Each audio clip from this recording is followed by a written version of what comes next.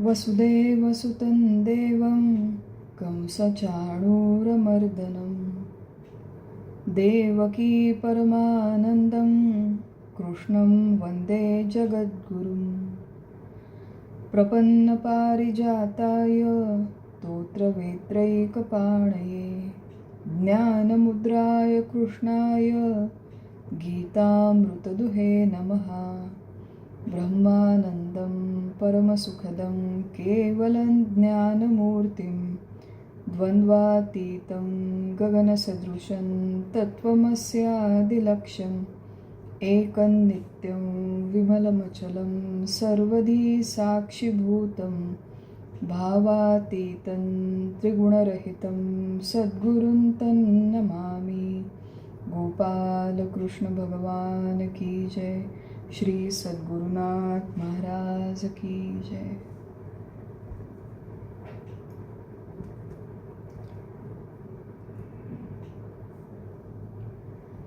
सब लोगों को प्रणाम, सबको वंदन करती हूँ।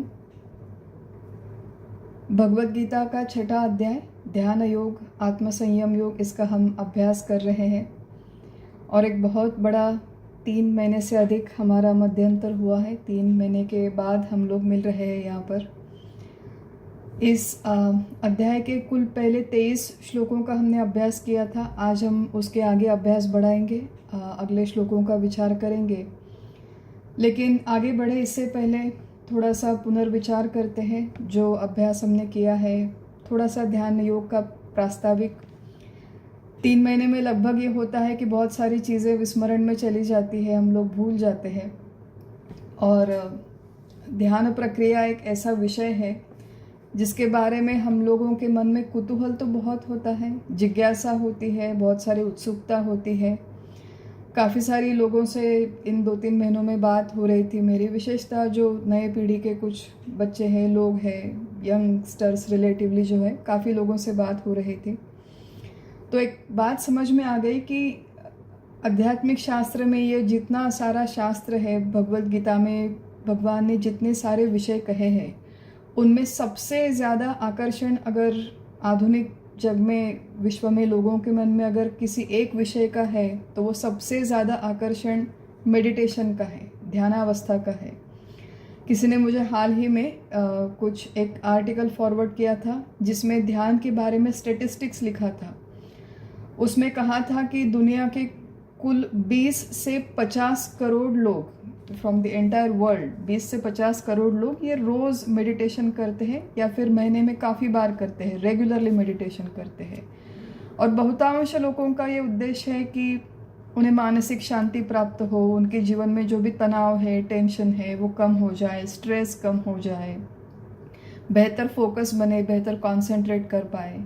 तो इन सारी चीज़ों की वजह से मेडिटेशन के अनेकानेक टेक्निक्स हैं। ये भी मुझे कहा गया, मुझे पता नहीं था कि बहुत सारे ऐप्स आजकल निकले हैं। तो मोबाइल में मेडिटेशन ऐप्स होते हैं, कंसंट्रेशन के गाइडेड मेडिटेशन जो आपसे करवाते हैं।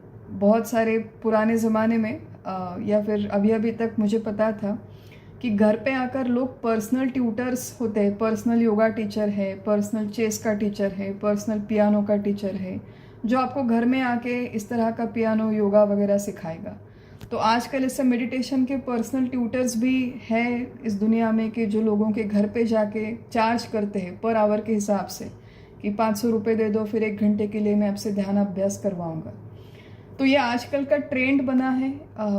पैंडेमिक के बाद, स्पेशली 2020 के बाद, कोविड के बाद, ये ध्यानाभ्यास की प्रक्रिया में लोगों का कुतूहल, लोगों की जिज्ञासा, गूढ़ता, आकर्षण बहुत बड़ा है।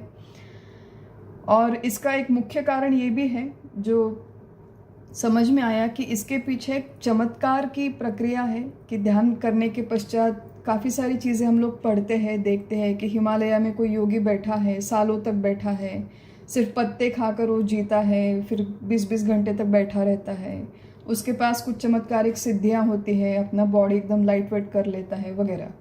तो इन सारी चीज़ों से लोग प्रभावित होते हैं, बहुत ज़्यादा इन्फ्लुएंस होते हैं और फिर ध्यानाभ्यास करने लगते हैं। और ध्यानाभ्यास करते समय अगर हमारे कॉन्सेप्ट्स क्लियर नहीं है कि मैं क्यों ध्यान कर रही हूँ, मेरा मुख्य उद्देश्य क्या है, तो जैसे हमने ध्यानाभ्यास का जब अभ्यास शुरू किया था तो एक बात हमने समझी थी कि ये जो चीज़ है मेंटल पीस, हमारी बीमारियां कम होना, बेहतर फोकस होना, स्ट्रेस कम होना वगैरह, ये सारे ध्यानाभ्यास में होने की संभावना है, लेकिन आध्यात्मिक शास्त्र की दृष्टि से ये सारे साइड इफ़ेक्ट्स है। केवल मेंटल पीस, केवल फिजिकल स्टेबिलिटी के लिए ध्यान करना ये मुख्य उद्दिष्ट नहीं, ये एक साइड इफ़ेक्ट है। ध्यानाभ्यास का मुख्य उद्दिष्ट आध्यात्मिक शास्त्र के दृष्टिकोण से अगर हमें देखें तो केवल एक ही है कि मनुष्य को अपने स्वयं के स्वरूप का ज्ञान हो जाए। यहाँ पर जो ध्यान की प्रक्रिया हम लोग सीख रहे हैं, जो विचार कर रहे हैं, वो मुख्यतः वेदांतिक ध्यान है, वेदांतिक विचार है, जिसे निधिध्यासन भी कहा जाता है। एकाग्रता से एक जगह पर बैठकर शांति से अपनी खुद की चित्त शुद्धि, चित्त शांति करने के पश्चात मैं देह नहीं हूँ और मैं चैतन्य स्वरूप परमात्मा हूँ, इस एक विचार को पकड़ के रखना और उसका प्रत्यक्ष अनुभव करने का प्रयास करना, ये वेदांतिक ध्यान का अप्रोच है। इसके लिए काफ़ी साल देने पड़ते हैं। इस तरह से किसी ऐप में ये देखकर, किसी पॉडकास्ट में देखकर, किसी वीडियो में देखकर थोड़े बहुत टेक्निक्स हम लोग सीख सकते हैं, लेकिन प्रत्यक्ष जीव ब्रह्मैक्य के लिए बहुत बड़ी पूर्व तैयारी आवश्यक रहती है, बहुत कंसिस्टेंसी आवश्यक रहती है। एक दिन किया, एक दिन नहीं किया, एक दिन गीता का अभ्यास सुना मैंने, दूसरे दिन छोड़ दिया, फिर यहाँ वहाँ क्रिकेट, पॉलिटिक्स सब में लग गए। तो इस तरह की हमारी लाइफस्टाइल आध्यात्मिक प्रगति के लिए अनुकूल नहीं है। और ये सारी संकल्पनाएं स्पष्ट अपनी खुद की करके फिर अगर हम लोग इस ध्यान का अभ्यास करें तो वो हमारे लिए बेहतर है। कहाँ जाना है, ये अभ्यास करके कहाँ जाना है, उसके लिए रास्ता कौन सा है, रास्ते में पिटफॉल्स कौन से हैं, इन सारी बातों की स्पष्ट कल्पना होना आवश्यक है। कई सारे लोगों के लिए ध्यान में एक विशिष्ट पद्धति से बैठना और फिर कोई एक अनुभव करना, कोई एक दिव्य प्रकाश देखना, यही एक बहुत बड़ी चीज़ें बन जाती है। मज़ेदार कहानी मैंने ऐसे ही सुनी थी कि कोई एक विद्यार्थी है जो अपने गुरु के पास जाता है, जो गुरु उसे ध्यान सिखाते हैं, उन गुरु के पास जाता है। वो विद्यार्थी वो कहता है कि गुरुजी मैं तो कर रहा हूँ, आपने जो भी कहा है वो सारा, मैं एक जगह पे बैठता हूँ, मेरी आंखें बंद करता हूँ, and I do everything that you have told me to do, लेकिन इतना सब प्रयास करने के पश्चात भी मेरा कोई ध्यान नहीं लगता, बहुत भटकता है, मेरा मन भटकता है और मुझे पैरों में दर्द होता है, मुझे पीठ में दर्द होता है, नींद आती है मुझे कई बार, यहाँ वहाँ की आवाज़ें सुनाई देती है, तो बहुत डिस्ट्रैक्ट हो जाता हूँ, मेरा कोई ढंग से होता नहीं है ये ध्यान का अभ्यास। तो गुरुजी कहते हैं कि भाई ठीक है, तत्कालिक फेज है, इट्स टेम्पररी, चला जाएगा, इट विल पास, प्रयास करते रहो, अपने प्रयास करते रहो, ऐसा गुरु ने कहा। फिर 2-4-6 महीने तक इस बंदे ने प्रयास किए, फिर से अपने गुरु के पास आया और कहा गुरुजी बहुत बढ़िया, मेरा जो भी ध्यान का अभ्यास है बहुत अच्छा चल रहा है, मैं अब बहुत जागरूक हुआ, आई एम वेरी अवेयर, और मैं बहुत शांत होता हूँ और मुझे आजू बाजू की आवाज़ें आती हैं फिर भी मैं डिस्टर्ब नहीं होता, और मुझे लगता है कि अब मेरा खुद पर बहुत नियंत्रण अच्छा हो गया है। Extraordinary, I think I feel great, wonderful about all of this, और मेरा ध्यानाभ्यास बहुत अच्छा हो रहा है आजकल। तो गुरुजी फिर से हंसते हैं और कहते हैं कि भाई टेम्पररी है, तत्कालिक फेज़ है, चली जाएगी। तो ऐसी मज़ेदार कहानी थी, और कहानी का तात्पर्य इतना ही है कि जब तक हम लोग एक तो इस आध्यात्मिक मार्ग में एक बात हम लोग समझ ले कि ये जो सारा एक जगह पे बैठकर ध्यान करना, ये हमारे संपूर्ण आध्यात्मिक अभ्यास का, संपूर्ण आध्यात्मिक साधना का केवल एक अंग है, ये अत्यंत आवश्यक अंग है, अपरिहार्य है। एक जगह पर इस संपूर्ण गृहस्थी से, संपूर्ण जो भी व्यवहार चल रहे हैं हमारे दिन प्रतिदिन के, इन सारी चीज़ों से अपने आप को निवृत्त करना, अपने आप को विड्रॉ करना, एक जगह पर जाकर बैठना, एकाग्र होने का प्रयास करना, ये आवश्यक है। इसके लिए हमें रोज़ प्रयत्नशील रहना चाहिए। लेकिन आधे घंटे का ध्यान हो गया और फिर 23 घंटे जो भी जीवन है, जैसा भी है वही चलता रहेगा, इस तरह का वेदांतिक मेडिटेशन नहीं है। वेदांत में जो वैचारिक ध्यान की प्रक्रिया है वो उस आधे घंटे के हमारे बैठक में भी होनी चाहिए, और बाकी के 23 घंटे हमारा ये विचार जागृत रहे, हमारा ये तत्व विचार, हमारा तत्व चिंतन, और जो भी उसके लिए हम लोग सीखने का, समझने का प्रयास कर रहे हैं, वो समझने के लिए जो एक निष्काम कर्म के माध्यम से चित्त शुद्धि, निष्काम उपासना, उसके माध्यम से चित्त शांति, ये सारी चीज़ों की बहुत बड़ी आवश्यकता हमारे वेदांतिक ध्यान में है। तो ये आधे घंटे की कोई प्रक्रिया या प्रैक्टिस नहीं है कि आधे घंटे I am able to focus, इसके लिए मेरा ध्यान बहुत अच्छा है, और आधा घंटा मेरा ध्यान नहीं लगा तो सब कुछ बहुत बुरा है। ऐसी कोई एक टेम्पररी हाफ एन आवर की प्रोसेस नहीं है। ये 24 घंटे की हमारी जीवन शैली है, इंटीग्रेटेड लाइफस्टाइल, 24/7। बाहर हमारा जो भी व्यवहार चल रहा हो, जो भी जीवन है, हमारे परिवार के झमेले हैं, हमारे ऑफिस के हैं, हमारे पैसों के हैं, जितने भी सेहत के हैं, इन सारे झमेलों के बीच ये जीव ब्रह्मैक्य का विचार जागृत रहना वेदांता में आवश्यक है। और ये विचार को जागृत रखने के लिए बहुत सारा प्रयास हमें करना पड़ता है। बाहर शरीर से एंगेज रहे व्यवहार में और अंदर हमारा विचार जागृत रहे, ये अत्यंत आवश्यक है। और इसी के लिए हम लोग ये सारे प्रयास कर रहे हैं। 10 से 20 श्लोकों का जो समूह है उसमें हमने मुख्यतः ध्यान की जो एक शारीरिक प्रक्रिया है, कुछ टेक्निक से उनका विचार किया था। किस तरह का आसन हो, किस तरह का स्थल हो, किस तरह की हमारी बैठक हो, किस तरह का हमारी दृष्टि हो, मानसिक स्थिति हो वगैरह, इन सारी चीज़ों का हमने विचार किया। प्रत्यक्ष जीव ब्रह्मैक्य होता है, माने एग्जैक्टली क्या होता है? चिदाभास अपने मूल स्वरूप में जाकर विलीन होता है, अंतःकरण निवृत्त होता है। उस प्रक्रिया का भी हमने विस्तार से विचार किया था। और फिर 21 से लेकर 23वें जो श्लोक है उसमें हमने ध्यानावस्था के पश्चात जो आत्यंतिक सुख प्राप्त होता है उसके बारे में थोड़ा सा विचार किया था, जो हमारे पिछले सत्र का विचार था। भगवान ने जिसमें कहा था सुखम आत्यंतिकन यत्तत्, ये जो सुख है जो जीव ब्रह्मैक्य के पश्चात मनुष्य को, महात्मा को अनुभव में आता है, ये सुख आत्यंतिक है, माने अत्यंत है, जिसका कोई अंत नहीं, अधिक है, बहुत ज़्यादा है, जिसका कोई अंत नहीं, जिसकी कोई सीमा नहीं, मर्यादा नहीं, ऐसे अपार अनंत सुख है। अतीन्द्रिय माने इंद्रियों के कक्षा के माध्यम से इसका अनुभव नहीं होता। इसका अनुभव करने के लिए इंद्रियां शांत होना आवश्यक है। बुद्धिग्राह्यम, इसका भी हमने विचार किया था कि बुद्धि को आत्मज्ञान नहीं होता, लेकिन बुद्धि के सिवाय भी आत्मज्ञान नहीं होता। विस्तार से इन संकल्पनाओं का हमने विचार किया था। और फिर व्यक्ति यत्र न चैवायम, कि इस तरह एक बार ब्रह्म स्थिति प्राप्त होने के पश्चात, माने मैं देह नहीं हूँ, मैं परमात्मा हूँ, ये अनुभव होने के पश्चात वो अनुभव दृढ़, अपरिवर्तनीय, अपरोक्ष, ये जो है सारे शास्त्रीय शब्द है, टेक्निकल वर्ड्स है। इसका सिंपल लैंग्वेज में इतना ही अर्थ है कि ये एक बार फर्म अनुभव होने के पश्चात कि मैं देह नहीं हूँ, मैं परमात्मा हूँ, फिर वो महात्मा उस तत्व से कभी तत्वतः विचलित नहीं होता। यम लब्ध्वा चापरम लाभम, इसका भी हमने विचार किया था कि एक बार ये ब्रह्मानुभव होने के पश्चात ये जो आत्मानंद है, ब्रह्मानंद है, इससे अधिक सुख दुनिया में और कोई नहीं है। बहुत सारे लोग हैं जो विषयों के माध्यम से सुख प्राप्त करते हैं, लेकिन वो सारा सुख तत्कालिक है। बहुत सारे लोग विषयों का सुख छोड़ के फिर सदाचारी होते हैं, समाज सेवा करते हैं, धार्मिक उत्सव वगैरह करते हैं, आध्यात्मिक शिविर वगैरह का ऑर्गेनाइजेशन करते हैं, आध्यात्मिक कृति, धार्मिक कृति, ये चलती रहती है जीवन भर, ये सारी चीज़ें चलती रहती है। इन चीज़ों के माध्यम से मिलने वाला सुख भी तत्कालिक ही होता है। जब तक हम लोग सुख प्राप्ति के लिए किसी न किसी कृति पर निर्भर है, किसी घटना पर निर्भर है, किसी दूसरे व्यक्ति वस्तु पर निर्भर है, तब तक वो सारा सुख आने वाला और जाने वाला है, टेम्पररी है, तत्कालिक है।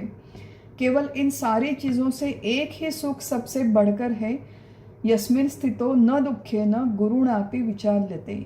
और एक बार इस आत्म सुख की प्राप्ति हो गई, अनुभूति हो गई, तो फिर वो महात्मा कभी विचलित नहीं होता। बड़े से बड़ा उसके भाग में दुख आए। अब यहाँ पर भगवत गीता ये क्लेम नहीं करती कि आत्मज्ञान होने के पश्चात जीवन में कोई समस्या नहीं आएगी। जो आत्मज्ञानी महात्मा है उनके भाग में भी शायद अपमान आएगा, समाज के लोग आकर उनका अपमान करेंगे। ये लोग आत्मज्ञानी महात्मा भी बूढ़े हो जाएंगे, उन्हें बीमारियां होगी, शायद वो अकेले रह जाएंगे, परिवार वाले छोड़कर जाएंगे। उनके जीवन में मृत्यु होगा, अपघात होगा, बीमारी होगी, किसी ना किसी चीज़ का उनके जीवन में नुकसान होगा। लेकिन इन सारी घटनाओं के बीच में रहते हुए भी वो स्वयं दुखी नहीं होते।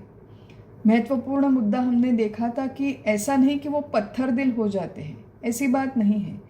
उन्हें समझ में आता है ये सारी चीज़ें अपने जीवन में हो रही है, ये उन्हें समझ में आता है।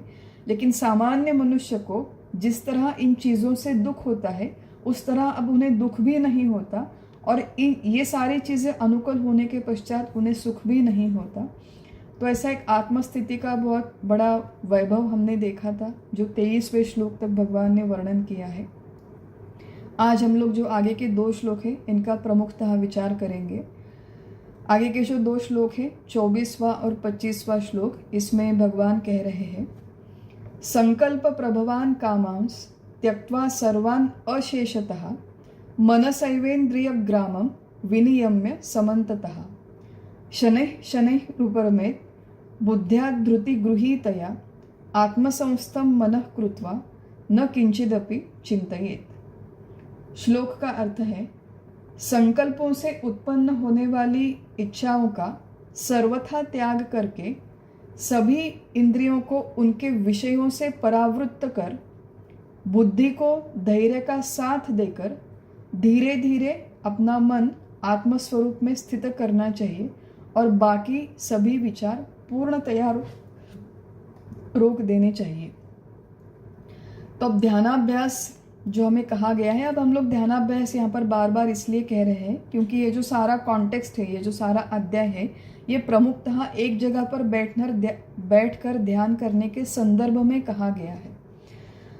लेकिन बार बार हम लोग इस मुद्दे का विचार कर रहे हैं कि ये जो सारी चीज़ें हैं ये केवल आधे घंटे तक की सीमित साधना नहीं है, ये हमारी पूरी जीवन शैली धीरे धीरे बदलना आवश्यक है। तभी जाकर वेदांत में जो कहा है वो वैचारिक ध्यान सिद्ध होने की संभावना है। लेकिन यहाँ पर जो संपूर्ण संदर्भ है उस ध्यान की प्रक्रिया का है, इसलिए हम लोग ध्यानाभ्यास कहते हैं। और ये जो है हम लोग इसे थोड़ी सी एडवांस्ड स्टेट की सूचनाएं कह सकते हैं, या फिर जो भी हमें ध्यानाभ्यास में प्राप्त हुआ है वो कंटिन्यू रहने के लिए जो चीज़ें आवश्यक है उनके बारे में भगवान हमें मार्गदर्शन कह रहे हैं, ऐसा भी कह सकते हैं। तो अलग अलग इन श्लोकों के बारे में जो इंटरप्रिटेशंस है टीकाकारों के, वो थोड़े थोड़े अलग अलग हैं कि किस स्टेट के बारे में ये वर्णन है। But for all practical purposes जो हम लोग यहाँ पर विचार कर रहे हैं, हम लोग अपने आप से ये सारी चीज़ें जोड़ने का पहले प्रयास करते हैं कि सबसे पहले भगवान कहते हैं कि ये जो जीव ब्रह्मैक्य का अनुभव है, जो वैचारिक ध्यान के माध्यम से तुम अनुभव करने का प्रयास कर रहे हो, उसके लिए एक महत्वपूर्ण बात है, संकल्प प्रभवान कामान त्यक्त्वा। त्यक्त्वा माने त्याग करो। किसका त्याग करो? कामान त्यक्त्वा। काम माने कामनाएं, सारी इच्छाओं का तुम त्याग करो। अब ये इच्छाएं कैसी है? तो भगवान यहाँ पर कहते हैं संकल्प प्रभवान, माने संकल्प से, प्रभव माने उत्पन्न होने वाली, संकल्पों से उत्पन्न होने वाली, संकल्पों से निर्माण होने वाली सारी कामनाएं, सारी इच्छाएं, इनका तुम त्याग करो। ये जब तक तुम त्याग नहीं करोगे तब तक तुम्हारा ध्यान का अभ्यास सिद्ध नहीं होगा, ना निधिध्यासन सिद्ध होगा, ना जीव ब्रह्मैक्य सिद्ध होगा। तो कामनाओं का सर्वथा त्याग करो, सर्वान अशेषतः। तो धीरे धीरे ये चीज़ हम लोग थोड़ा सा अनफोल्ड करने का प्रयास करते हैं। अब ये जो चीज़ है कि इच्छाओं का सर्वथा त्याग करो, ये बहुत बार हम लोग गीता में पहले देख चुके हैं और आगे आने वाले अध्यायों में हम लोग बहुत बार ये देखने वाले हैं। लेकिन यहाँ पर इच्छाओं का त्याग करना भगवान ने केवल नहीं कहा, तो एक छोटा सा पॉइंटर दिया है जो बहुत महत्वपूर्ण है। भगवान कहते हैं कि संकल्प से उत्पन्न होने वाली कामना।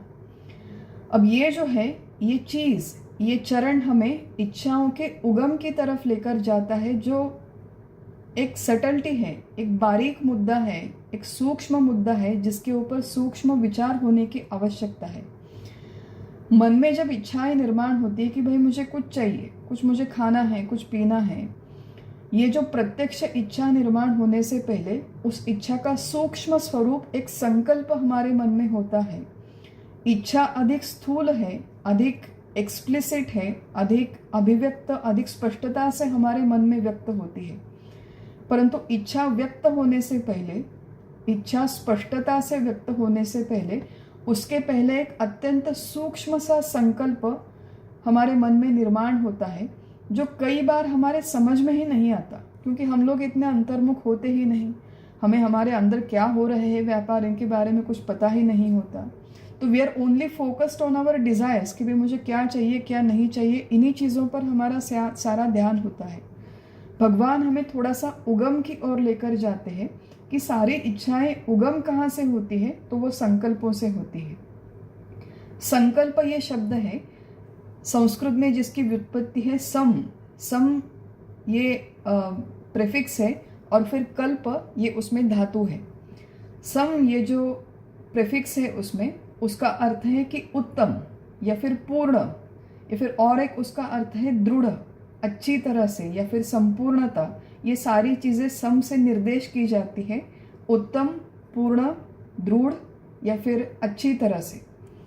कल्प शब्द का विचार है विचार। कल्प शब्द का अर्थ है विचार या फिर इरादा, कोई नियम।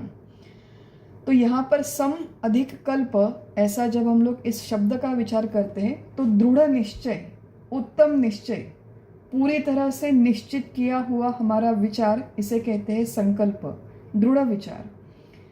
कई बार हम लोग धार्मिक कार्य करते हैं, पूजा वगैरह, सत्यनारायण या फिर कोई यज्ञ या कोई विधि होता है, तो यहाँ पर गुरुजी आते हैं हमारे घर में, कहते हैं संकल्प छोड़िए।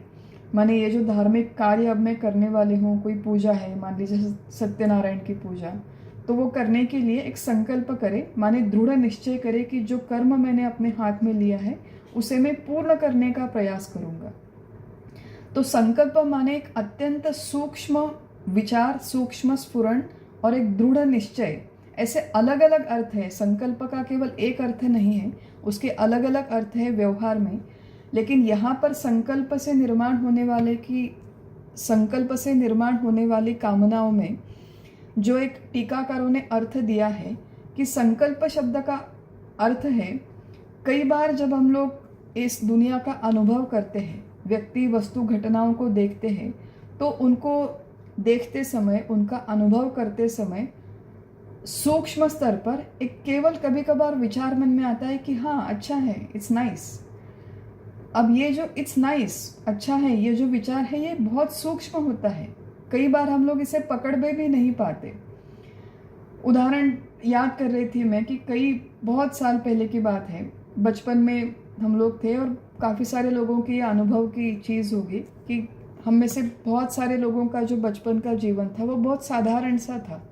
रहन सहन है जो भी एकदम साधारण था, घर छोटे छोटे थे, जहाँ जिस जगह पर हम लोग रहते थे वहाँ पर ऐसे कोई बहुत बड़ा निसर्ग का सौंदर्य आजू बाजू में नहीं था। उन दिनों में छुट्टी मनाने का, वेकेशन पे जाने का, ट्रैवल करने का इतना कोई कल्चर भी नहीं था 30-40 साल पहले। और घरों घरों में हम लोगों के पास इतने पैसे भी नहीं होते थे कि भाई उठो और ट्रैवल के लिए, वेकेशन के लिए कहीं पे चले जाओ, ऐसा जीवन नहीं होता था। तो काफ़ी सारी चीज़ें, और टीवी नहीं था उन दिनों में, सोशल मीडिया नहीं था, तो काफ़ी सारी चीज़ें हम लोग केवल किताबों में पढ़ते थे। और याद है मुझे कि समंदर ये जो चीज़ है वो पहले 10-12 साल अपने जीवन के मैंने कभी देखा ही नहीं, और ना हमारे गांव में किसी ने नहीं देखा था। सिर्फ समंदर के बारे में हम लोगों ने पढ़ा था, किताबों में पढ़ा था, कुछ फ़ोटोज़ वगैरह देखी थी, बस इतना ही है। 10-12 साल की उम्र में शायद पहली बार मुंबई में मुझे लेकर गए थे, और मुंबई में जाने के पश्चात पहली बार अपने जीवन में मैंने समंदर को देखा, और इतना अजीब, इतना एक आश्चर्यकारक स्फुरण हुआ। और समंदर को देखने के पश्चात बस बहुत अच्छा है, इट्स रियली नाइस। ये जो एक विचार होता है कि बहुत सुंदर है, बहुत अच्छा है, केवल इतना ही वो विचार था। फिर कुछ साल बाद हम लोग, स्कूल की हमारी पिकनिक थी, वो गोवा में चली गई। फिर दूसरी बार समंदर को देखा, लाइव देखा, तो फिर बहुत अच्छा लगने लगा कि भाई कितना बढ़िया है समंदर, कितना अच्छा है, लहरें हैं, आकाश है, पानी है, वगैरह वगैरह। फिर उसके पश्चात कुछ साल बाद हम लोग मुंबई में और एक बार गए, और एक बार जाने के पश्चात वरली में, जो मुंबई का एरिया है वरली नाम का, वहाँ पर सी फेसिंग कई सारे अपार्टमेंट्स है, वहाँ पर जाने का मौका मिला मुझे। कॉलेज में, यूनिवर्सिटी में थे हम लोग शायद, और पहली बार मैंने देखा कि समंदर के किनारे पर इस तरह के बहुत बढ़िया से घर होते हैं, अपार्टमेंट्स होते हैं। और वहाँ पर समंदर पर चलते समय मैंने देखा कि वो जो सी फेसिंग जो अपार्टमेंट्स है, वहाँ पे लोग बहुत मस्त मज़े में अपने बालकनी में बैठ के चाय वगैरह पी रहे थे, कुछ लोग फ़ोटो निकाल रहे थे, सनसेट देख रहे थे। तो अपने ही घर में बैठकर आराम से उस समंदर का जो व्यू है, उसका जो सौंदर्य है, वो देख रहे थे। और उस समय जाके पहली बार मेरे मन में ये इच्छा निर्माण हुई कि भाई कितना बढ़िया जीवन है इन लोगों का।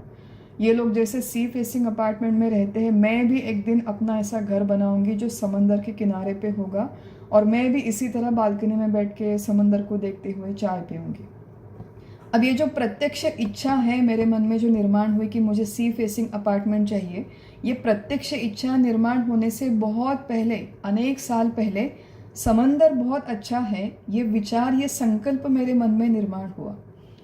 कोई भी इच्छा जब हमारे मन में निर्माण होती है, वो इच्छा के अनेक स्तर होते हैं।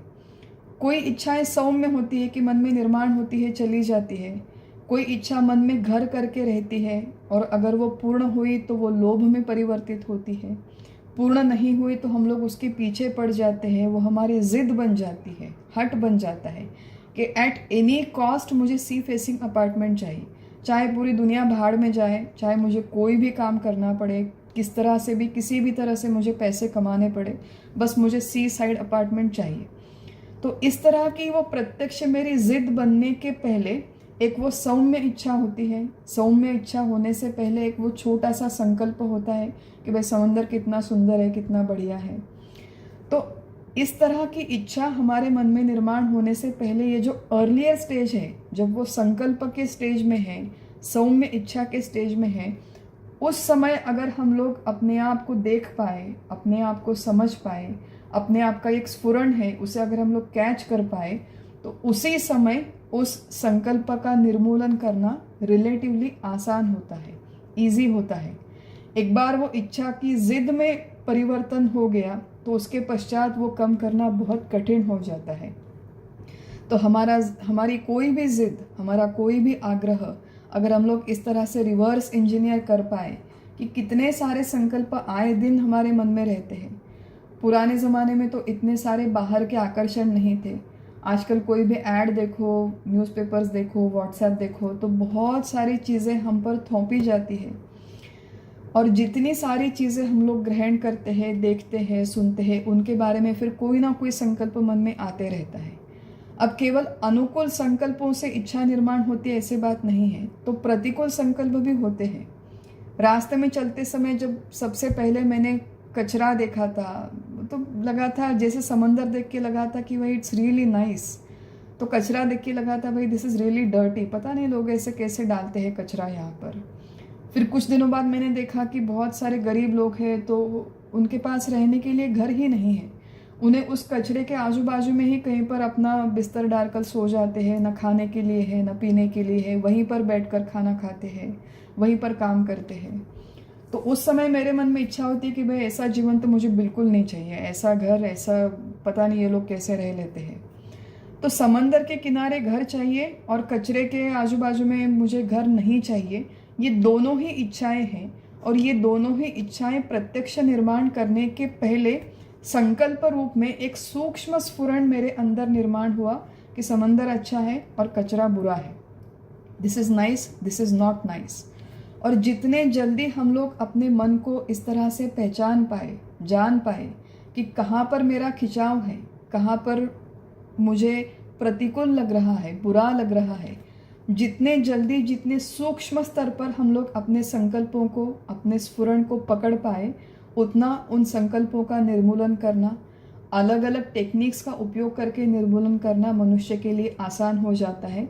भगवान ने आगे कहा है कि संकल्प प्रभवान कामान त्यक्त्वा, इन कामनाओं का तुम त्याग करो जो संकल्प से निर्माण होती है। At any level you can learn to eliminate it. You can learn to eliminate it at the level of संकल्प, स्फुरण, या फिर छोटी सी कामना, सौम्य इच्छा, मंद इच्छा, मध्यम इच्छा, तीव्र इच्छा और तीव्र हठ। इनमें से किसी भी स्तर पर आप अगर उसे कैच कर पाए तो फिर धीरे धीरे उसका निर्मूलन करना संभव है।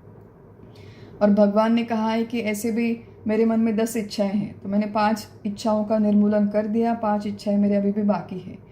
तो भगवान कहते हैं ऐसे नहीं चलेगा। सर्वान अशेषतः, सारे के सारे कामनाओं का तुम्हें पूर्णतः त्याग करना पड़ेगा। Now this is difficult. ये मार्गदर्शन किसके लिए है? जिसे एकाग्र होना है और मैं देह नहीं, मैं परमात्मा हूँ, इस एक विचार पर जिसे अपनी वृत्ति स्थिर करनी है, इस वैचारिक ध्यान को, निरिध्यासन को जिसे सिद्ध करना है, इसके लिए ये सारा मार्गदर्शन है। तो भाई मैं बहुत सारी चीज़ों से मैं अपने कामनाएं मेरी कम हो गई, लेकिन ये थोड़ा सा इंडल्जेंस अभी मेरा बाकी है। तो ये थोड़ा सा इंडल्जेंस जो अभी बाकी है वही मेरे ध्यान की प्रक्रिया में आकर मुझे डिस्टर्ब करता है। बाकी सारी चीज़ें तो चली गई, लेकिन अब तक मुझे किताबें पढ़ने का बहुत शौक़ है। तो मैं किताबें पढ़ती हूँ, फिर मिस्ट्री नॉवेल्स पढ़ती हूँ, न्यूज़पेपर पढ़ती हूँ। अब न्यूज़पेपर पढ़ने में क्या हर्ज है, ऐसा मैं आर्ग्यू करती हूँ, अपने आप से ही मेरा आर्ग्यूमेंट चलता है कि ठीक है मैंने बाकी की सारी चीज़ें तो छोड़ दी ना, तो ये तो आवश्यक है, मुझे पता होना चाहिए दुनियादारी क्या है, क्या हो रहा है जीवन में। I need to know everything. तो इसके लिए हम लोग अपने आप के लिए सहूलियत ले लेते हैं और थोड़ा बहुत यहाँ वहाँ इंडल्ज कर लेते हैं। तो ऐसी बात नहीं है। साधकावस्था में एक बीच का पीरियड ऐसा होता है कि जब हम लोग अपने आप को पूरी तरह से आइसोलेट तो नहीं कर पाते, लेकिन ये आइसोलेट करने का प्रयास आवश्यक है। जितना हो सके हमारे दैनंदिन दिन प्रतिदिन के जीवन में ऐसा एक समय हो कि जब हम लोग सारे विषयों का संपर्क विचारपूर्वक, प्रयासपूर्वक कम करें। दूसरे अध्याय में शायद ये विषय आया था, दूसरे या तीसरे अध्याय में भगवत गीता के, कि अपने आप के साथ थोड़ी सख्ती करनी पड़ती है, और जब सख्ती काम नहीं करती तो थोड़ा युक्ति से काम करना पड़ता है। ये जो इच्छाएं मेरे मन में अलग अलग स्तर पे निर्माण होती है, उन्हें कम करने के लिए अलग अलग टैक्टिक्स यूज करके प्रयास करने पड़ते हैं। इस श्लोक में भगवान ने ये नहीं कहा कि कामनाओं को कम कैसे करें, कामनाओं को नष्ट कैसे करें, ये भगवान ने नहीं कहा। केवल इतना ही कहा है कि कामनाओं की जब तक तुम समाप्ति नहीं करते, तब तक तुम्हें ये जीव ब्रह्मैक्य का अनुभव होना संभव नहीं है। ये आवश्यक स्टेप है। स्थितप्रज्ञों के लक्षण में भी ये कहा था कि प्रजहाति यदा कामान, सबसे पहला लक्षण है स्थितप्रज्ञों का।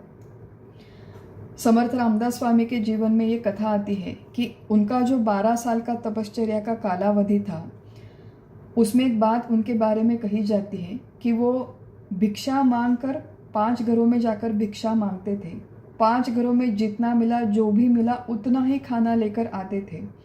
वो सारा का सारा खाना इकट्ठा करके कपड़े में बांध के नदी के पानी में डुबोते थे। उसके सारे रस चले गए और जो भी बचा उतना ही खाना वो ग्रहण करते थे। ऐसा तप उन्होंने 12 साल तक किया।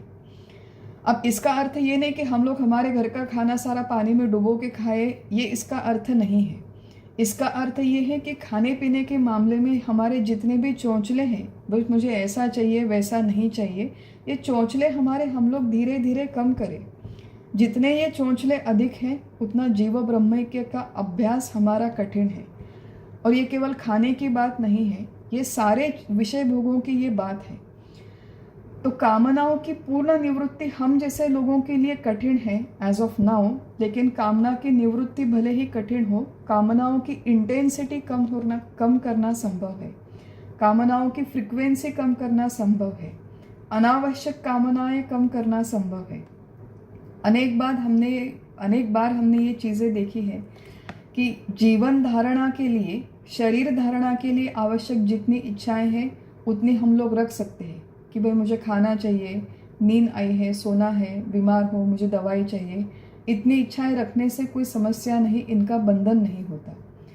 धर्माधिष्ठित अगर कोई इच्छा है, वैलिड डिज़ायर जिसे हम कहते हैं, वो भी एक हद तक हम लोग थोड़ी बहुत पूरी कर सकते हैं कि भाई आज मुझे बढ़िया सी कॉफ़ी पीने का मन कर रहा है। रोज़ तो वैसे मैं चाय पीती हूँ, आज मुझे कॉफ़ी पीने का मन है। कॉफ़ी पीना संभव है, इसमें कोई अनएथिकल बात नहीं। मेरे घर में पैसे हैं, कॉफ़ी है, तो आराम से कॉफ़ी बना ली, इच्छा पूर्ण हो गई, वो विषय समाप्त हो गया।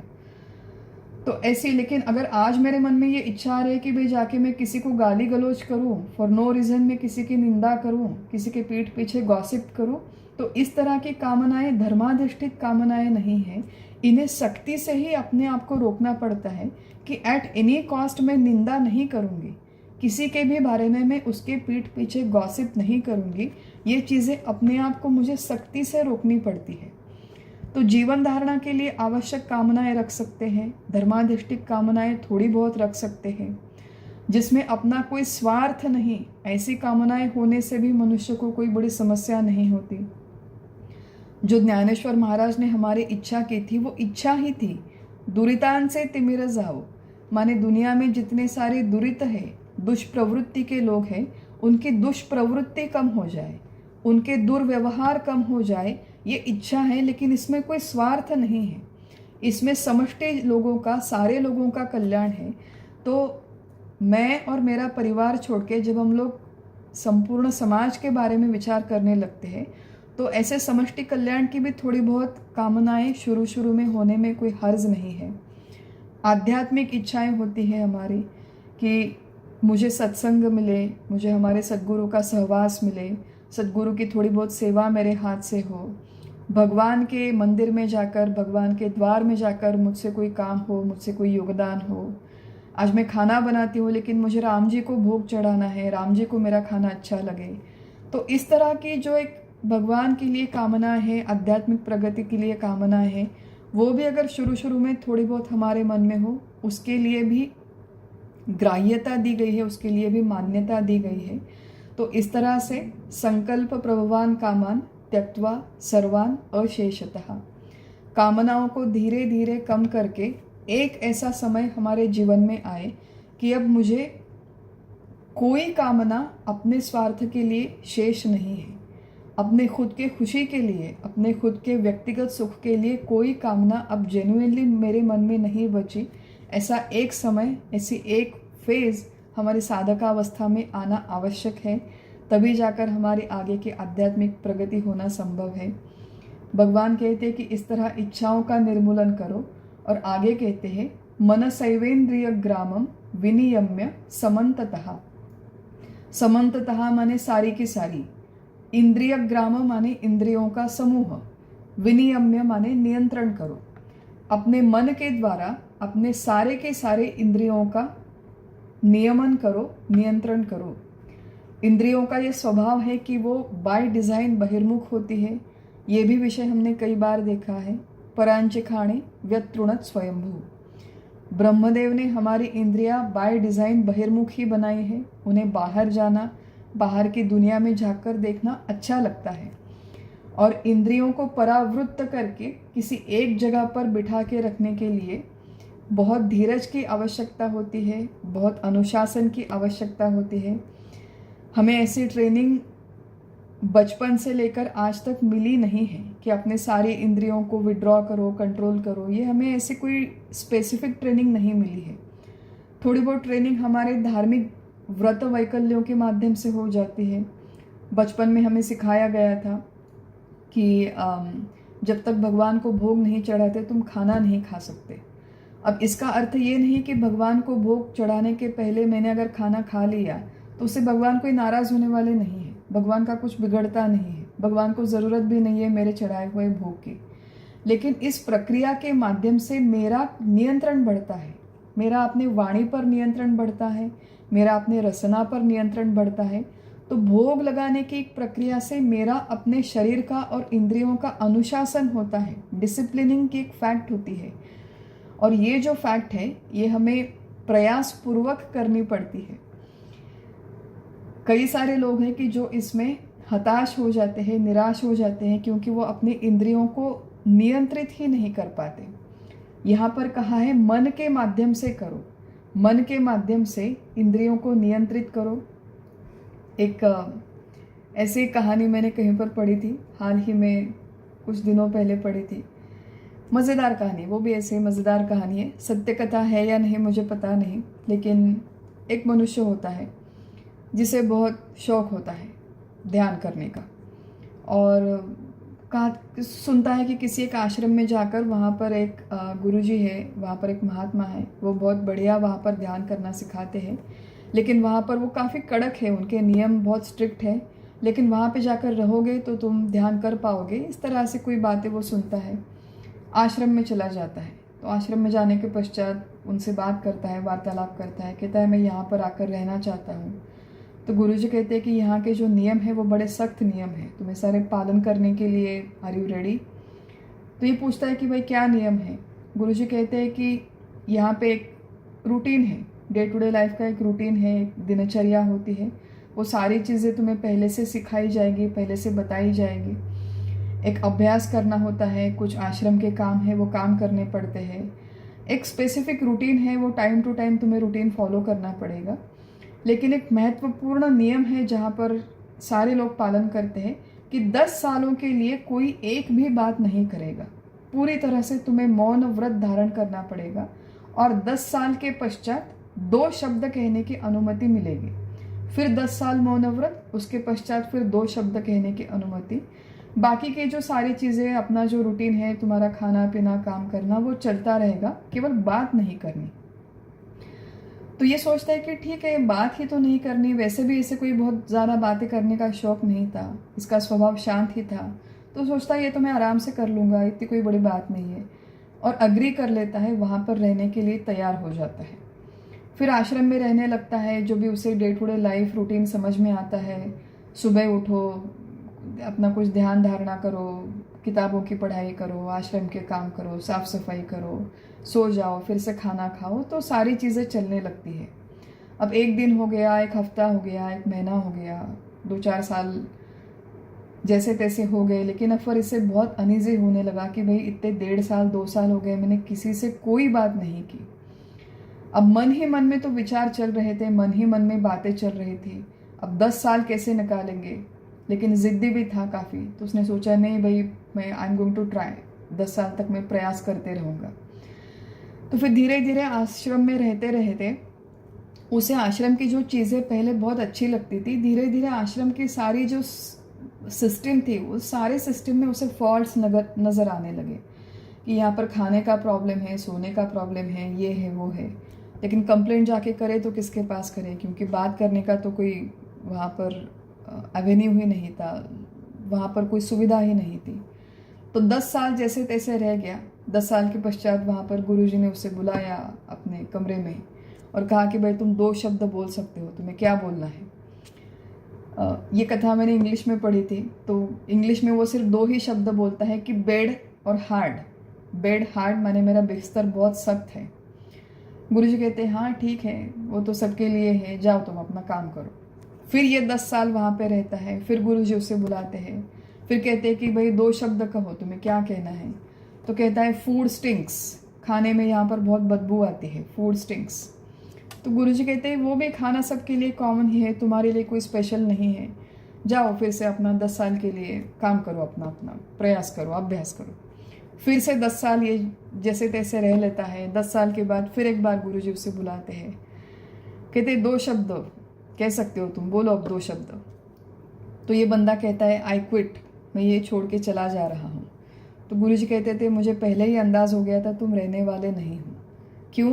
क्योंकि जब से तुम आए हो तुम्हारी कंप्लेंट्स ही चल रही है कि ये ना खाना ढंग का है, ना बिस्तर ढंग का है, ना हवा है, ना पानी है, ना लोग है, सारी चीज़ों में तुम्हें समस्याएं हैं। मुझे पहले ही पता हो गया था, अंदाज़ हो गया था। ऐसा गुरुजी उसे नहीं कहते, अपने आप मन में विचार करते हैं। तो ये जो चीज़ है कि इट्स नॉट ईजी। यहाँ पर जैसे मैंने कहा कि कथा थोड़ी सी मज़ेदार है, सत्य है या नहीं हमें पता नहीं। काफ़ी सारे लोग एक ध्यान का प्रकार है जहाँ पर जाकर ट्राई करते हैं। 10 दिन जहाँ पर बिना बात किए आपको रहना होता है। And people try, some people are fine, some people are not okay. लेकिन यही बात है कि दिन का कुछ समय या फिर हमारे जीवन का कुछ समय इस तरह से अपनी इंद्रियों को विड्रॉ करना, निवृत्त करना, जिस इंद्रियों को जो भी विषय ग्रहण करने की आदत हमने डाल दी है बचपन से, उन सारी विषयों से उन इंद्रियों को परावृत्त करके एक जगह पर बिठाना, एक विचार पर केंद्रित करना, इसके लिए बार बार प्रयास करने पड़ते हैं। भगवान कहते हैं कि सारी इंद्रियों को विड्रॉ करो। एक इंद्रियों को सिर्फ आंखें बंद करके बैठे और कान खुले हैं, त्वचा खुली है, तो आंखों से तो मैं कुछ नहीं देख रही हूँ, लेकिन त्वचा से मुझे लगता है कि भाई कितने मच्छर है यहाँ पर, कितने मच्छर काट रहे हैं मुझे, कितनी गर्मी है, कितनी सर्दी है। इसी तरह के विचार मन में चलते हैं, क्योंकि त्वचा नाम का इंद्रिय अभी तक इन सारी चीज़ों को ग्रहण भी कर रहा है। ग्रहण करना त्वचा से तो हम लोग रोक नहीं सकते, लेकिन उसके बारे में विचार करना हम लोग रोक सकते हैं। इसके लिए भगवान ने और एक ट्रिक यहाँ पर बताई है कि मन के माध्यम से इंद्रियों को विड्रॉ करो, मन के माध्यम से इंद्रियों को नियंत्रित करो। मन का एक गुणधर्म है जो ज्ञानेश्वर महाराज ने हमारे कह के रखा है कि काजे या मनाचे एक निखे, जे देखिले गोडीची या ठाया सोके, म्हणोनी अनुभव सुखची कवतिके दावीत जायजे। ऐसी मराठी में एक ओवी है, ज्ञानेश्वरी में लिखी है कि मन की एक बहुत बढ़िया क्वालिटी है, बहुत सुंदर गुण है कि एक बार मन को किसी चीज़ में मिठास आने लगे, किसी चीज़ में आकर मन वो चिपक जाए, किसी चीज़ में अगर उसे आनंद मिलने लगे तो बस वहीं पर जाकर वो चिपक जाता है। उसी तरह का वही सुख वो बार बार प्राप्त करने का प्रयास करते हैं। माने मन को जो चीज़ अच्छी लगती है उस चीज़ का उपभोग करते समय मनुष्य अपने इंद्रियों के बारे में मानो भूल ही जाता है। छोटे बच्चों को अगर आप लोग देखोगे जो टीवी के सामने बैठे रहते हैं, और स्पेशली अगर उनके इंटरेस्ट की कोई मैच चल रही हो, आजकल सॉकर के दिन है तो सारे लोग बैठ के सॉकर देख रहे हैं, क्रिकेट के दिन है तो क्रिकेट की मैचेस देखते हैं, विंबलडन के हाल ही में मैचेस हो रही थी। तो जिस व्यक्ति को जिस स्पोर्ट में इंटरेस्ट है, ऐसे कोई फाइनल चल रही है, नेल बाइटिंग फाइनल जिसे हम कहते हैं चल रही है, तो बच्चे वहाँ पे बैठे रहते हैं और उन्हें कुछ समझ में नहीं आता। मच्छर है, गर्मी है, ठंडी है, खाना नहीं रखा है, आजू बाजू में आवाज़ है, लोग आ रहे जा रहे, कुछ समझ में नहीं आ रहा, क्योंकि वो इतना एनग्रॉस होकर मन लगाकर वो मैच देखते हैं कि उनके शरीर को, उनके इंद्रियों को जो भी असुविधा है उसके बारे में वो नोटिस भी नहीं करते। तो भगवान कहते हैं कि मन को अगर तुम इस परतत्व की मिठास चखा दो, इस भगवान की, इस परमात्मा की, चाहे वो सगुण रूप से हो चाहे वो निर्गुण रूप से हो, इस परमात्मा की मिठास अगर आप एक बार चखा दो तो उसी मन के माध्यम से इंद्रियों का नियंत्रण करना तुम्हारे लिए संभव हो जाएगा। और ये जो सारी प्रक्रिया है, शनै शनैः उपरमेत्, अत्यंत धीरे धीरे ये उपराम करना चाहिए।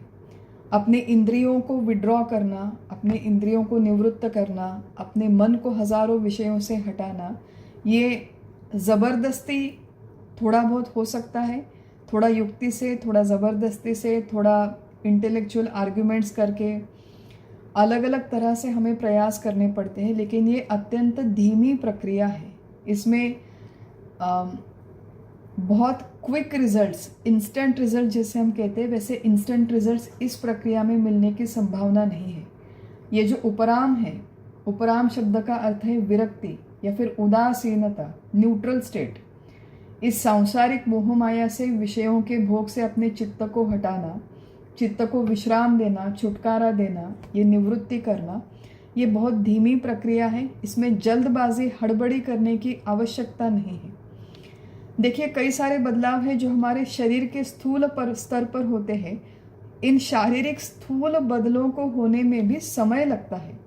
वज़न मुझे कम करना है तो मुझे 5 किलो वज़न अगर कम करना है तो कोई एक दिन में नहीं होता, उसके लिए समय देना पड़ता है।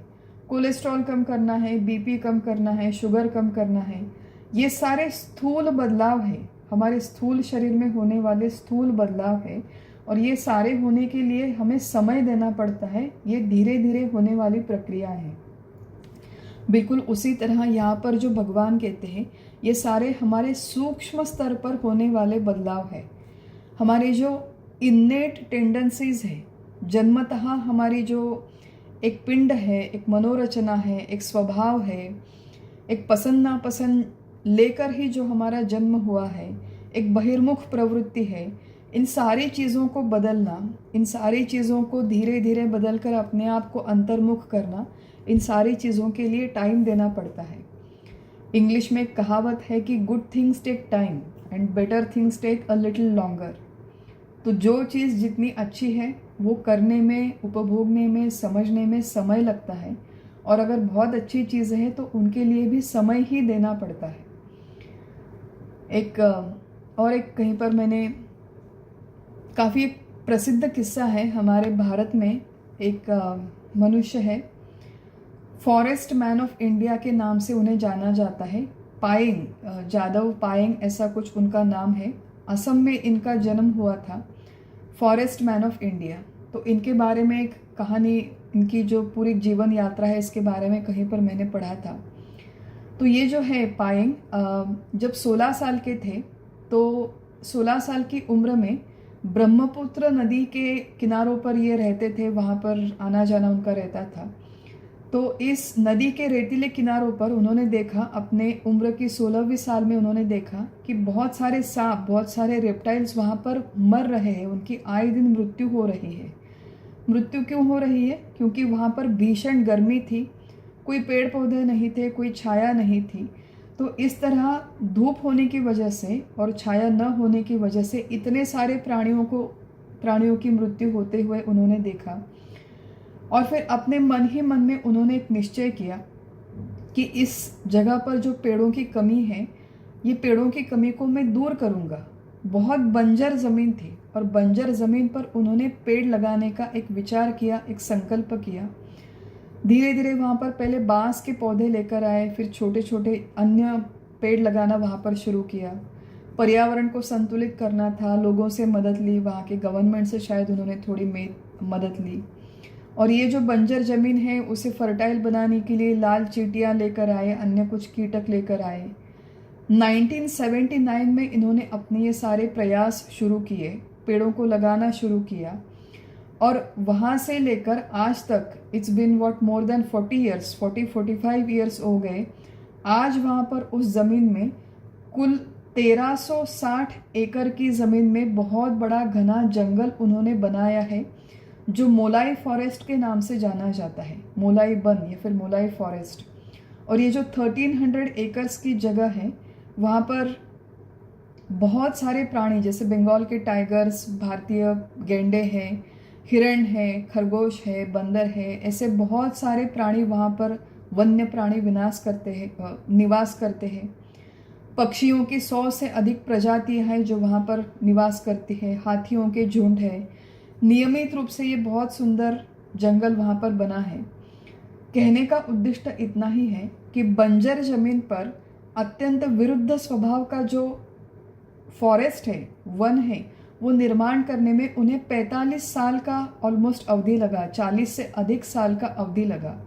और ये स्थूल प्रक्रिया है। जैसे मैंने कहा, हमारे मन के अंदर जो ट्रांसफॉर्मेशंस हो रहे हैं, होने की संभावना है इस ध्यान की प्रक्रिया के माध्यम से, उसके लिए जितने भी टेक्निक्स हमें कहे गए हैं, ये सूक्ष्म ट्रांसफॉर्मेशंस होते हैं। सूक्ष्म ट्रांसफॉर्मेशन जो कई बार हमें समझ में भी नहीं आते, इसलिए इसे समय देना पड़ता है। तो समय देना पड़ता है, इसका अर्थ अब यहाँ पर भी संत महात्माएं हमें थोड़ा सा वार्निंग देते हैं। एक वचन ऐसा कहा गया है, तुकाराम महाराज ने हमारे कहा है कि तुका म्हणे नहीं चालत तातड़ी, प्राप्त काळ घड़ी आल्या विणा।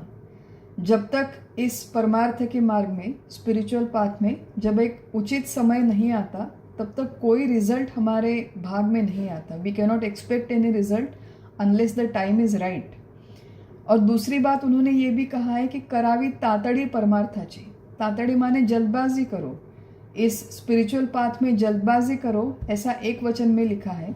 और दूसरे वचन में लिखा है कि जल्दबाजी माने तातड़ी करने से कुछ होने वाला नहीं है, आपके हाथ में कुछ आने वाला नहीं है। तो यहाँ पे महत्वपूर्ण बात यह है कि जल्दबाजी जो है माने उत्साह जो है, रेगुलरिटी जो है, वो साधन में होनी चाहिए। जो भी हमारी स्पिरिचुअल प्रैक्टिस है, चाहे वो नाम जाप करना है, चाहे वो अभ्यास हो, श्रवण हो, मनन हो, वाचन हो किसी ग्रंथ का, ये समझने में हमें जल्दबाजी करनी चाहिए। क्योंकि नरदेह मिला है, कब तक मिलेगा, कब तक रहेगा, हमें गारंटी नहीं है। तो जब तक है उसमें अधिकाधिक हमारी प्रगति हो, इसलिए प्रयास करने के लिए जल्दबाजी करें। लेकिन प्रयास करने के पश्चात उसका फल मिलने के लिए जल्दबाजी से काम नहीं होगा। उसके लिए ही शनै ही धीमे धीमे ही ये प्रक्रिया होती है। आध्यात्मिक फल मिलने की प्रक्रिया माने जीव ब्रह्मैक्य की प्रक्रिया, ये कोई एक क्षण में होने वाला चमत्कार नहीं है। आमूलाग्र हमारे अंदर बाहर, हमारी जीवन पद्धति में, विचारों में, मनोरचना में, पसंद नापसंद में, इंक्लिनेशंस में ये सारे ट्रांसफॉर्मेशंस होना आवश्यक है। उसके लिए समय देना पड़ता है, उसके लिए पेशेंस होने की आवश्यकता है। बुद्ध्या धृति गृहीतया, इस तरह का ये प्रवास करने में, यात्रा करने के लिए हमारे बुद्धि में, हमारे विचारों में, हमारे निश्चय में अपार धैर्य होने की आवश्यकता है। धृति शब्द का यहाँ पर भगवान उपयोग करते हैं। धृति शब्द का अर्थ है, एक अर्थ है धैर्य, दूसरा अर्थ है धीरज। धृति शब्द का अर्थ धारणा ऐसे भी होता है, दृढ़ता या फिर दृढ़ संयम या साहस, ऐसे भी धृति शब्द के अर्थ है। देखिए, व्यवहार में भी हमें विपरीत परिस्थितियां जब आती है जीवन में, उन विपरीत परिस्थितियों में शांत रहने के लिए, अविचल रहने के लिए, अपने लक्ष्य की ओर दृढ़ता से निरंतर प्रयास करने के लिए, प्रगति करने के लिए अंदर से एक शक्ति की आवश्यकता होती है। इनर स्ट्रेंथ जिसे हम कहते हैं, जो हमें अपने मार्ग पर टिके रहने पर मदद करती है। ये जो अंतरूनी शक्ति है, हमारा दृढ़ संयम है, धीरज है, ये इस मार्ग में अपार होने की आवश्यकता है। कठोपनिषद में श्रुति आती है इसके बारे में कि क्षुरस्य धारा निशिता दुरत्यया दुर्गम पथा तत्कवयो वदन्ति। तो कठोपनिषद में कहते हैं कि आत्मज्ञान का ये जो मार्ग है, ये छुरी के धार के जैसा अत्यंत सूक्ष्म है और धारदार है, कठिन है। छुरी की नोक पर, धार पर अगर हमें कोई चलने के लिए कहे तो वो बहुत कठिन होता है। ज्ञानी लोग यहाँ पर कहते हैं कि आत्मज्ञान के मार्ग पर प्रगति करने के लिए मनुष्य को, साधक को अत्यंत सावधान होना चाहिए, अनुशासित माने डिसिप्लिन होना चाहिए, दृढ़ होना चाहिए, पेशेंट होना चाहिए। अपने आप को रोज़ हम लोग एक नई सहूलियत देते हैं कि अभी अभी तो मैं आई हूँ गांव से, अभी मैं बहुत ट्रैवल करके आई हूँ, आई एम वेरी टायर्ड, तो आज तो मैं नहीं उठूँगी, आई नीड टू रेस्ट।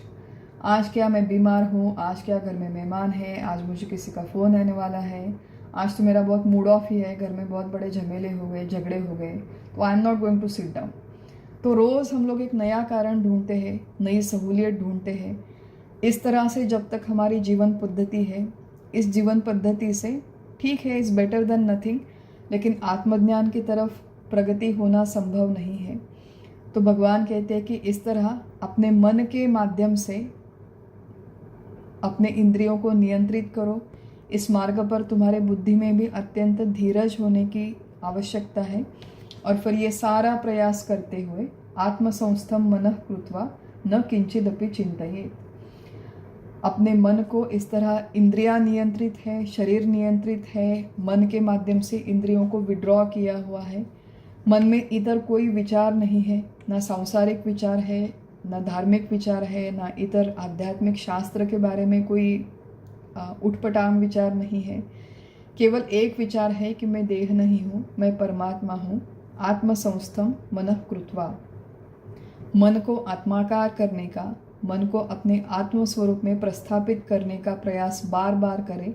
न किंचित अपि चिंतयेत्। संसार की जो बाकी सारी चीज़ें हैं, उतने समय के लिए जब हमारा आत्मचिंतन हो रहा है, जीव ब्रह्मैक्य का जब तक प्रयास हो रहा है, उतने समय तक बाकी के सारे विचारों को बाहर रखकर, अपने मन पर नियंत्रण पाकर, इंद्रियों पर नियंत्रण पाकर अपने मन को आत्माकार करने का प्रयास करें। अब ये सारी प्रक्रिया ऐसे नहीं है कि यहाँ पर कोई हमने नहीं पढ़ी है, ये सारी चीज़ें भगवान ने हमसे पहले कही है, लेकिन वही चीज़ें बार बार दोहराते हैं। ये सारी प्रक्रिया अपने मन को नियंत्रित करते समय जो समस्याएं आती हैं वो भी भगवान को पता है। आगे जो श्लोक आएगा 26वां श्लोक, वहाँ पर भगवान हमारी समस्या को पकड़ते हैं कि यतो यतो निश्चरति मनश्चंचलम अस्थिरम। जो समस्या आती है इस मार्ग में, उसी समस्या को लेकर भगवान 26वें श्लोक में आकर वर्णन करेंगे। लेकिन यहाँ पर जो मुख्यतः ध्यान की प्रक्रिया के बारे में कुछ चीज़ें भगवान ने कही है, थोड़ी एडवांस चीज़ें हैं कि अपनी इच्छाओं का सर्वथा त्याग करना, इंद्रियों को पूरी तरह से निवृत्त करना, संकल्पों के स्तर पर ही इच्छाओं का निर्मूलन करना। ये सारी चीज़ें थोड़ी सी एडवांस्ड है, लेकिन ये सारी चीज़ें समझना, उनका स्पष्टता से हमारे मन में विचार रहना, ये आवश्यक है हमारे आध्यात्मिक प्रगति के लिए। तो ये सारा विचार हमने आज किया 24वें और 25वें श्लोक का। 26वें श्लोक से जो आगे विचार है वो हम आगे के सत्र में कंटिन्यू करेंगे। आज हमारा सत्र यहीं पर समाप्त करते हैं। हरि ओम तत्सत। श्री राम।